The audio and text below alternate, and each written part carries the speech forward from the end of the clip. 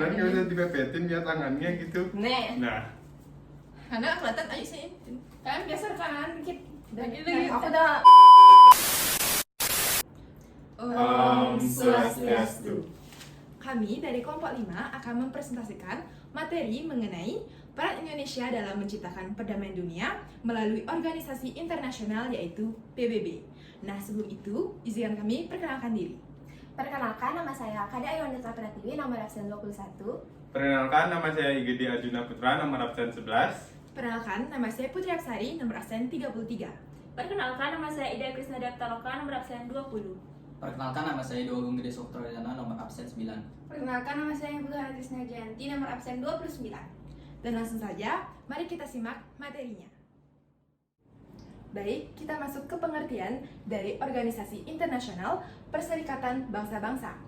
Nah, Perserikatan Bangsa-Bangsa disingkat sebagai PBB atau secara internasional juga dikenal dengan nama United Nations atau UN. Adalah organisasi internasional yang didirikan pada tanggal 24 Oktober tahun 1945. Nah, untuk mendorong kerjasama internasional. Badan ini merupakan pengganti Liga Bangsa-Bangsa dan didirikan setelah Perang Dunia Kedua untuk mencegah terjadinya konflik serupa. Pada saat didirikan, PBB memiliki 51 negara anggota dan saat ini terdapat 193 anggota. Markas Perserikatan Bangsa-Bangsa terletak di kota New York, Amerika Serikat, tetapi tanah dan juga bangunannya ialah merupakan wilayah internasional. Perserikatan Bangsa-Bangsa atau PBB memiliki bendera, kantor pos, dan juga perangko sendiri. Lanjut, adapun dokumentasi awal berdirinya PBB. Ini dan ini. Baik, selanjutnya kita masuk ke materi yang kedua, yaitu tujuan PBB. PBB memiliki 4 tujuan. Yang pertama, menjaga perdamaian di seluruh dunia. Yang kedua, mengembangkan hubungan bersahabat di antara bangsa-bangsa. Yang ketiga, bekerja sama membantu rakyat untuk hidup lebih baik, melenyapkan kemiskinan, penyakit, dan buta aksara di dunia, menghentikan perusakan lingkungan, serta mendorong penghormatan terhadap hak-hak dan kebebasan manusia. Serta tujuan yang keempat adalah menjadi pusat untuk membantu bangsa-bangsa dalam rangka mencapai tujuan. Baik, kita langsung saja ke materi yang ketiga, yaitu prinsip kerja PBB. Adapun prinsip-prinsip yang melandasi kinerja PBB dan para anggotanya dalam mewujudkan tujuan, yaitu yang pertama, semua negara anggota memiliki kedaulatan yang sederajat. Yang kedua, semua negara anggota harus mematuhi piagam PBB. Yang ketiga, negara-negara harus berusaha untuk menyelesaikan perselisihan mereka dengan cara damai. Yang keempat, negara-negara harus menghindari penggunaan kekerasan atau ancaman terhadap keutuhan wilayahnya dengan cara apapun yang bertentangan dengan tujuan PBB. Yang kelima, PBB tidak boleh campur tangan di dalam masalah dalam negeri negara manapun. Dan yang keenam, negara-negara anggota perlu membantu PBB. Selanjutnya yang keempat yaitu organ-organ PBB. Guna mencapai tujuan PBB, dibentuklah 3 macam organ PBB, yaitu organ utama, organ subsidiar, dan organ khusus. Organ utama PBB terdiri dari yaitu yang pertama Majelis Umum. Majelis Umum adalah badan PBB yang anggotanya mencakup semua anggota PBB. Majelis Umum berkuasa mengatur organisasi dan administrasi PBB, kecuali masalah yang sedang diselesaikan oleh Dewan Keamanan PBB. Tugas dan kekuasaan Majelis Umum sangat luas, antara lain sebagai berikut. Yang pertama, penetapan keanggotaan. Yang kedua, mengadakan perubahan piagam. Ketiga, berhubungan dengan keuangan. Keempat, berhubungan dengan perdamaian dan keamanan internasional. Kelima, memilih anggota tidak tetap Dewan Keamanan, Dewan Ekonomi dan Sosial, Dewan Perwalian, Hakim Mahkamah Internasional, dan sebagainya. Yang kedua, Dewan Keamanan. Dewan Keamanan PBB anggotanya dibedakan menjadi 2, yaitu sebagai berikut. Yang pertama, anggota tetap, yang terdiri dari Republik Rakyat Cina, Prancis, Rusia, Inggris, dan Amerika Serikat. Yang kedua, anggota tidak tetap, dipilih oleh Majelis Umum PBB berdasarkan pembagian geografis untuk masa jabatan selama 2 tahun. Anggota tetap Dewan Keamanan masing-masing mempunyai hak veto, yaitu hak untuk menolak atau memblokir keputusan Dewan walaupun anggota Dewan yang lain. menyetujui keputusan yang bersangkutan, Dewan Keamanan berwenang mengambil keputusan yang harus dilaksanakan oleh negara-negara anggota PBB. Selanjutnya yang ketiga adalah Dewan Ekonomi dan Sosial. Dewan Ekonomi dan Sosial beranggotakan 54 negara dengan masa kerja masing-masing 3 tahun.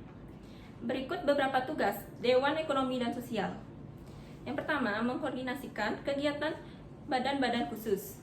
Yang kedua, mengadakan studi dan penelitian mengenai masalah-masalah ekonomi, sosial, kebudayaan, pendidikan, dan kesehatan.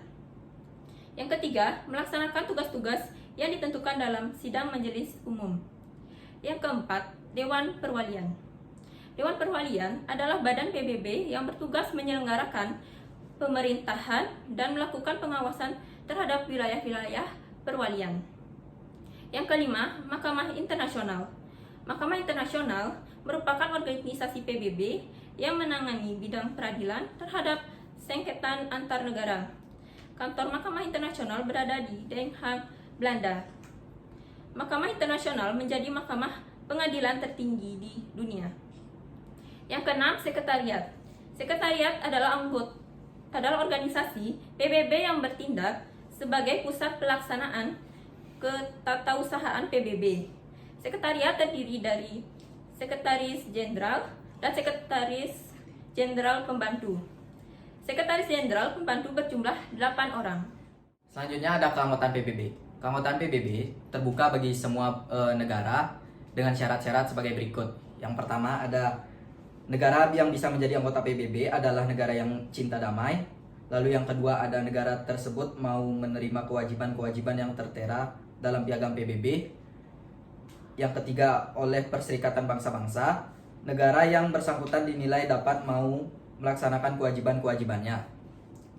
Dan yang terakhir menjadi pusat untuk membantu bangsa-bangsa dalam rangka mencapai tujuan. Keanggotaan PBB dibedakan menjadi dua, yaitu anggota asli atau negara-negara yang ikut dalam konferensi San Francisco dan melahirkan PBB, dan anggota tambahan atau negara-negara yang bergabung setelah konferensi tersebut atau negara-negara selain anggota asli. Saat ini terdapat 193 anggota di dalam PBB. Dan anggota terakhir yang bergabung yaitu Sudan Selatan pada tahun 2011. Indonesia sendiri masuk PBB pada 28 September 1950 menjadi anggota ke-60.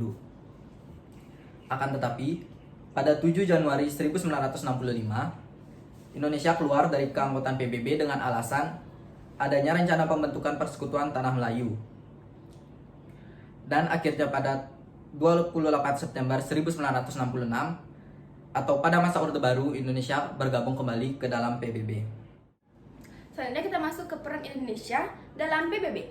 Yang pertama ada Indonesia turut aktif dalam upaya mewujudkan perdamaian dunia sebagai salah satu tujuan PBB melalui inisiatif. Yang kedua, Indonesia pernah menjadi anggota tidak tetap Dewan Keamanan PBB. Yang ketiga, Indonesia pernah ditunjuk sebagai Ketua Sidang Umum PBB yaitu Adam Malik sebagai perwakilannya. Dan yang terakhir, Indonesia mengirimkan pasukan perdamaian dunia yang diberi nama Kontingen Garuda. Lalu selanjutnya ada peran Indonesia menjaga perdamaian dunia lewat kontingen Garuda yang bisa kita sebut misi Garuda. Misi Garuda adalah salah satu bentuk komitmen Indonesia untuk ikut terlibat melaksanakan misi pemeliharaan perdamaian yang digelar oleh Perserikatan Bangsa-Bangsa atau PBB. Kontingen pasukan perdamaian Indonesia dikenal dengan sebutan Kontingen Garuda atau KONGA yang terdiri dari Tentara Nasional Indonesia atau TNI, polisi, dan sipil yang ditugaskan ke negara yang mengalami konflik. Selanjutnya, misi Garuda terbentuk dari adanya United Nations Peacekeeping Operations atau Misi Pemeliharaan Perdamaian PBB atau MPP PBB. Pembentukan kontingen Garuda diawali dari kemunculan konflik di Timur Tengah pada tanggal 26 Juli tahun 1956. Nah, saat itu, 3 negara yang terdiri dari Inggris, Prancis, dan Israel melancarkan serangan gabungan terhadap Mesir. Melihat momentum tersebut, Indonesia ingin segera mengungkapkan rasa terima kasih kepada negara-negara Liga Arab, terutama Mesir. Alasannya adalah Mesir sebagai negara pertama yang mengakui kemerdekaan Indonesia secara de jure dan negara yang gigih mendukung Indonesia saat bersengketa dengan Belanda. Akhirnya, kontingen Garuda 1 dikirimkan ke Mesir pada tanggal 8 Januari tahun 1967. Itulah yang menjadi awal mula Indonesia menjadi anggota penting dalam pasukan penjaga perdamaian PBB. Selanjutnya, Indonesia tak berhenti mengirimkan kontingen Garuda dalam misi Garuda ke berbagai negara di dunia di bawah naungan PBB. Nah, untuk lebih lengkapnya dapat dibaca di buku LKS pada halaman 16 sampai 17. Selanjutnya, kita akan bahas pertanyaan yang ada di buku LKS halaman 17. Pertanyaan pertama, jelaskan yang dimaksud dengan misi Garuda.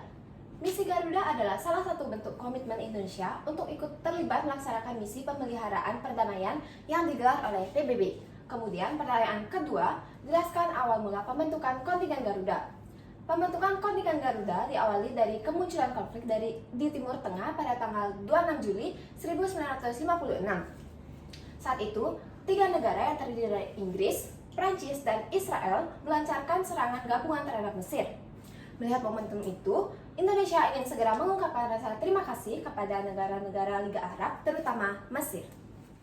Baik, selanjutnya pertanyaan nomor 3. Apa latar belakang Indonesia mengirimkan kontingen Garuda ke negara-negara yang sedang konflik?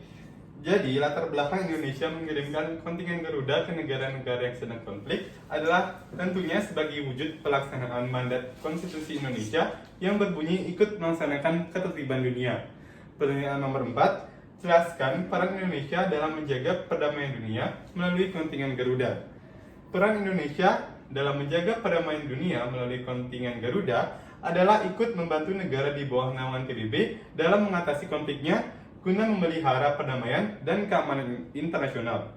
Contohnya saat kontingen Garuda 1 dikirimkan ke Mesir pada 8 Januari 1967. Baik, ini merupakan dokumentasi dari misi perdamaian Garuda. Demikian presentasi dari kelompok kami. Jika ada teman-teman yang ingin bertanya, bisa diketik di kolom komentar. Jangan lupa di like. Komen. And share. Dan kami tutup dengan Parama Santi. Om Santi Santi Santi Om. Dia bilang